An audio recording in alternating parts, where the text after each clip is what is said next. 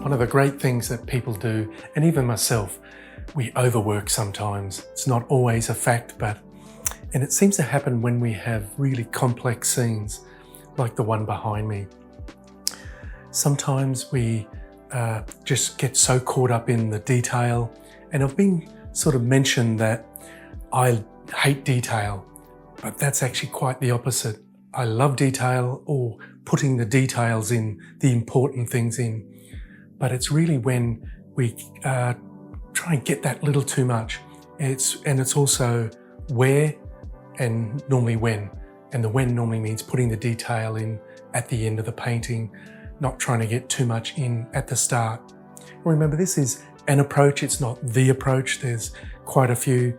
The artist Clyde Aspervik, he doesn't really have a super powerful focal point or primary focal point.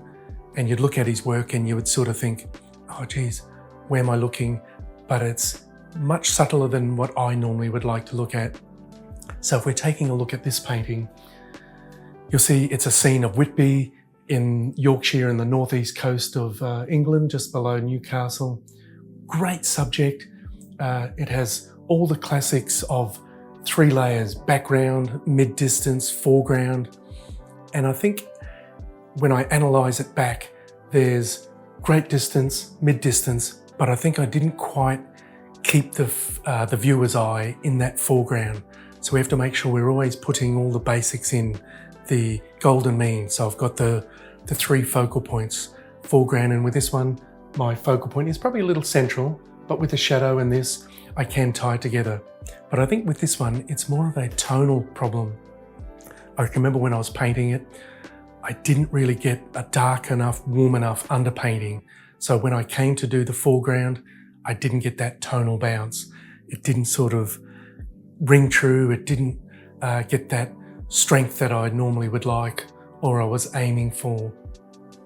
So the other few little things that we can do is make sure we have our darkest near our lightest in that primary focal area. The other one is actually to step back. One of the classic things, and I'd normally always say to myself, if I've sort of had a day where I thought, you know what, I've painted well, but the painting isn't holding together or tying together or working as a whole, or working globally as I like to think. It's kind of coming back to that. I was working too often locally in that short distance, that 2 foot, or what I would like to call 2 foot disease. So that's another area that we can look at. But also, I think most paintings, if not all paintings, need a peaceful area, an area that the eye isn't too challenged. And I think with this scene, we've got sky, everything is visually competing. I probably should put into context, this actually was a study for a possible major work as well, but I chose a different painting, or a different painting was chosen. And that's the sort of thing that can happen. You can be doing it for a competition, you're wanting to do a major work, so you do need more detail. But I think on this day, as I mentioned, I just didn't quite get those darks, those warms in under. Because when I'm doing the initial stage, I like to go 1 value darker and 1 value warmer.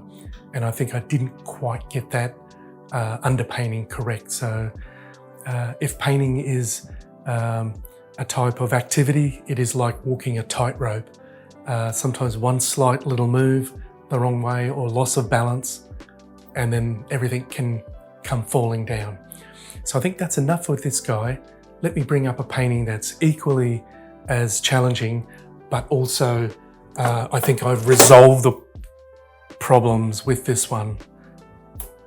So here we have a scene closer to home. This one is in country Victoria, one of my favourite valleys. It's up in the Alpine region, Kiwa Valley. So with this one, we have plenty of buildings, but you'll notice how I've simplified that background. But I think the key with this one is that I've used the cow as my primary focal point. It's worked beautifully. I've got my darkest near my lightest. It's a nice size and mass, so it's holding the viewer's eye nicely. It's tying in beautifully with the little work truck, the buildings, everything's sort of working in our favour. And I think that's where planning before we start, I used to do a lot more sort of little sketches, sometimes only just sort of that business card size, not sort of too big or time consuming, because I always find sometimes when I've done a drawing of the subject, I may need to leave it a month or even sometimes 6 months. Because for me, there's nothing like having that fresh go on a subject. So that's why I really want to have a period of time so that I'm coming back to the subject nice and fresh and really excited to do it. But planning, I think that is the key. The one great thing with oils is that it is a good medium to rework. And with the previous one, I did rework it, but still didn't quite get it as I would have liked. And maybe the white buildings could or should have been whiter. The dark, I think, is dark enough. The light on the buildings on the roof really didn't quite come forward enough. So everything was just a little bit too in that mid-tone, not quite enough distance and not quite enough pull in the foreground, which I think I've got with this one. So I think that is about it. There's so much that goes into painting.